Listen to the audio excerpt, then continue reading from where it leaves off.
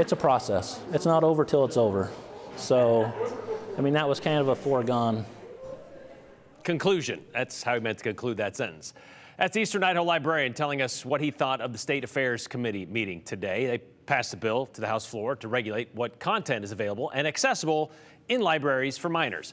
And during the 2-hour proceedings today, Republican Representative Julianne Young from Blackfoot asked at least a handful of times to those opposed to the bill, do you believe that graphic sexual content is harmful to minors? But that loaded question, kind of like, have you stopped beating your wife, wasn't the question at issue today in that hearing. By the way, Robert, who you just heard from, he had a really good answer for Representative Young. We're going to get to that in just a moment. The question was, though, who determines what is graphic sexual content and whether that is actually available to kids in Idaho's libraries? Was the answer a foregone conclusion, like Robert just said? Was the decision to pass the bill really decided before the public even got in a word in edgewise? Well, it's the third straight year the legislature has visited this issue, and we're still hearing from all the same voices. Here's Andrew Barline. Posted on the early morning State Affairs docket. House Bill 384. A packed house gathered at the third consecutive run. Or Representative Crane. To regulate library content. The Children's and Library Protection Act. All to decide what is or isn't appropriate for minors. No material will be banned.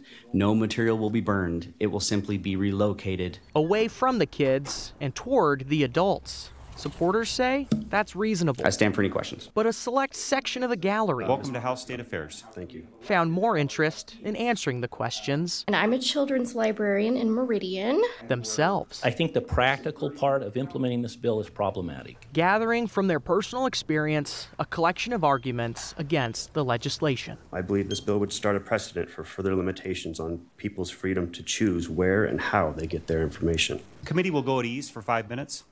Now, this is probably the point where you start wondering, what about the librarians that supported this bill? Well, it's simple. There were none.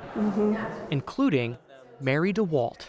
I think it's because librarians see the logistical issues with the bill and the constitutional issues with the bill. And that's not to say all parents fully agree with the librarians. This book contains obscene sexual activities, violence, and profanity. It's in the teen section of the library, at least in Cole-Newstick. On the other hand, those books that 15-year-old checked out might be a good fit for a different 15-year-old. But through back and forth banner, Sorry, Paige, these are not appropriate for any 15-year-old kid. we know where the committee chair stands, too.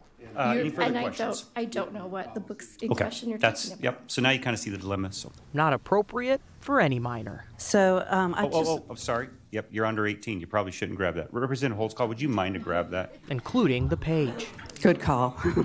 But the librarians continue to contend it's more complicated than that. I'm just curious to know, do you believe that graphic sexual content is harmful to minors? You ask a yes or no question, and it's not a yes or no question. If you have a child that's been molested, excuse me.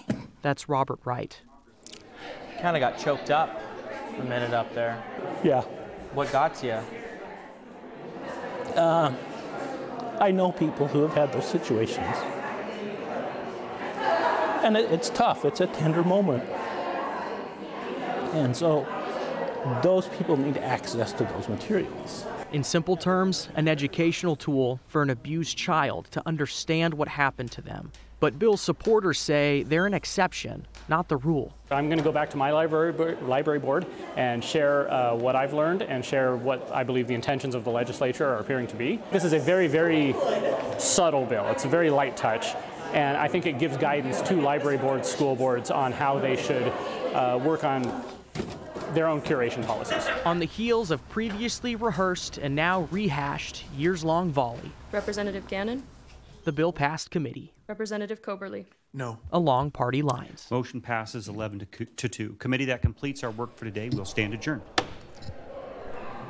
Teachers also largely opposed that bill as well. Some who did support it that were teachers currently work in homeschool. One of those teachers was formerly a public educator, but has since turned her attention to teaching her own kids at home. And again, Brian, you heard from Brian Allman at the end there. We're familiar with him, who does sit on a library board, Eagle Library, but no librarian specifically gave any support to the bill today. Well, Representative Jaron Crane, who brought this bill forward, said today he spoke with librarians when he was crafting this bill, and he said he talked to the governor after the last session when he vetoed it, and he said he had 2 issues with it. The governor did. Yeah. He didn't want there to be any frivolous lawsuits, and they didn't want Idaho libraries to go bankrupt because of this. So he says he addressed those things by having a 30-day relocation form fill out and lowering in that award of $2,500 down to $250. Yep. But the question is, did it eliminate these? And the librarians say no. And I think it's interesting that what he pointed out to is that all this is doing is relocating that material to a section in the library that is not accessible to minors. Some libraries don't have other sections, and I'm not curious, or I'm not sure what part of the library is inaccessible to minors. Well, that was another part of the discussion too, and I think at some point there was a disagreement between some lawmakers and some librarians in the room, where the librarians say, we're not going to put a bouncer in the library. We're not going to be checking IDs like it's a nightclub. And the lawmaker said, well, we're not telling you you have to do that. Where the librarians are saying, well, when I read it, I feel like we should be. So maybe the language isn't explicit enough, but there seem to be the 2 sides not on the same page. Well, I'm sure there'll be further debate in the House when it gets there officially. We'll hear about that too. All right, thank you very much, Andrew.